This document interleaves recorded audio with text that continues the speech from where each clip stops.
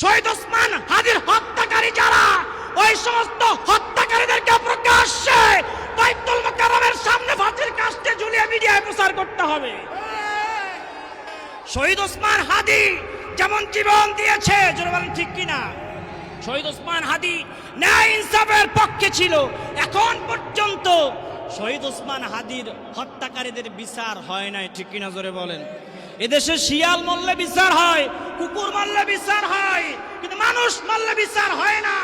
শহীদ ওসমান হাদির মতন একজন দেশ প্রেমিককে প্রকাশ্যে গুলি করে শহীদ করে দেওয়া হলো, আবার হত্যাকারীরা দেশ ছেড়ে পালায়ন করলো।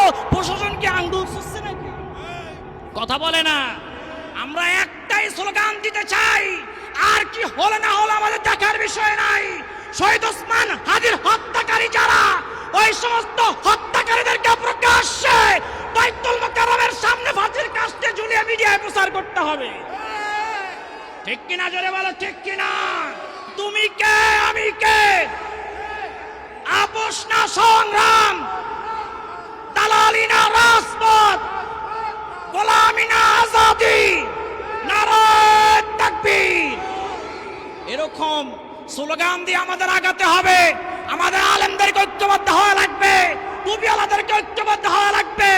আমরা যদি এখন ঐক্যবদ্ধ হতে পারি, কোন নাস্তিক মুরতাদ ইসলামের বিরুদ্ধে আইন পাস করতে পারবে না, ঠিক কিনা?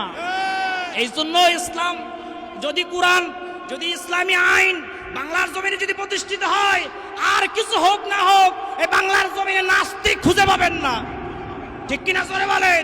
কোরআনের বিরুদ্ধে আইন পাস হবে না, চোর বাটপার সিটার টেন্ডারবাজ চাঁদাবাজ খুঁজে পাবেন না, ঠিক কিনা? আল্লাহ আমাদের সকলকে আমল করার তৌফিক দান করুক, আমিন।